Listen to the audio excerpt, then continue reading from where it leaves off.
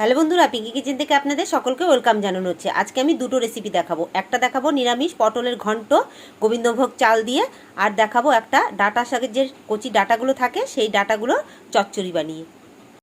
প্রথমে দেখাবো পটলের রেসিপি। পটলগুলোকে হালকা খোসা ছাড়িয়ে নিয়েছি, হলুদ নুন মাখিয়ে নিয়েছি, কড়াইতে তেল গরম করে পটলগুলোকে হালকা ভেজে তুলে নেব। দেখুন পটলগুলো ভাজা হয়ে গেছে, তুলে নিয়েছি। কড়াইতে যে তেল আছে সেই তেলে ফোড়নে দিচ্ছি শুকনো লঙ্কা, তেজপাতা, গোটা জিরে, গোটা গরম মশলা। ফোড়নটা একটু ভেজে নিয়ে একটা টমেটো কেটে রেখেছি সেটা দিয়ে দেবো। টমেটোকেও কিছুক্ষণ ভেজে নেব।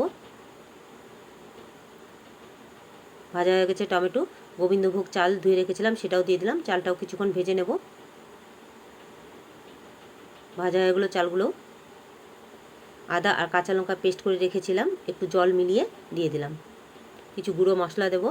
1 চামচ জিরে গুঁড়ো, 1 চামচ ধনে গুঁড়ো, হাফ চামচ লাল লঙ্কা গুঁড়ো, হাফ চামচ হলুদ গুঁড়ো, স্বাদ মতো নুন। এখন খুব ভালোভাবে মিলিয়ে নেব এবং কষিয়ে নেব। দেখুন কষানো হয়ে গেছে, মশলা থেকে কাঁচা গন্ধটাও চলে গিয়েছে। এখন আন্দাজ মতো গরম জল দিয়ে দেব।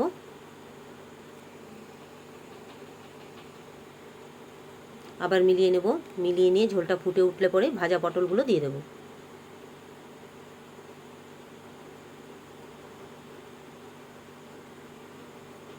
আবার মিলিয়ে নিচ্ছি।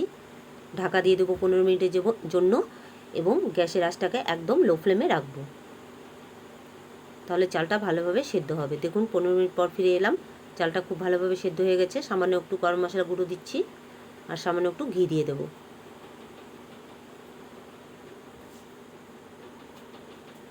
আবার মিলিয়ে নিচ্ছি।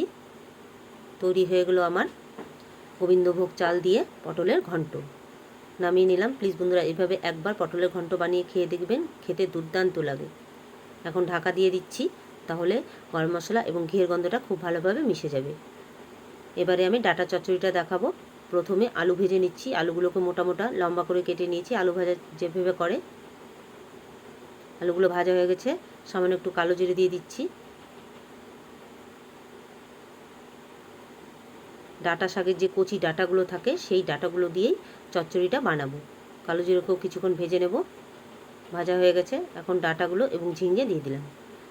হালকা একটু হলুদ গুঁড়ো, আন্দাজ মতো লঙ্কা গুঁড়ো, স্বাদ মতো নুন। এখন খুব ভালোভাবে মিলিয়ে নেব এবং কিছুক্ষণ কষিয়ে নেব। এখন মিলিয়ে নিয়ে কষিয়ে নিলাম। কালারটাও চেঞ্জ হয়ে গেছে। সামান্য একটু জল দিয়ে দিলাম আলু আর ঝিঙেটা একটু ভালো করে সেদ্ধ হওয়ার জন্য। ঢাকা দিয়ে দিলাম 15 মিনিটের জন্য। 15 মিনিট পর ফিরে এলাম। গ্যাসের আঁচটাকে একদম লো ফ্লেমে রেখেছিলাম। আলু আর ঝিঙে খুব ভালোভাবে সেদ্ধ হয়ে গেছে। 4টে কাঁচা লঙ্কা, সামান্য একটু সর্ষে পেস্ট করে রেখেছিলাম সেটা দিয়ে দিচ্ছি। সামান্য একটু চিনি আর গুঁড়ো দুধ। আবার খুব ভালোভাবে মিলিয়ে নেব এবং এক্সট্রা যে জলটা আছে সেটা টানিয়ে নেব।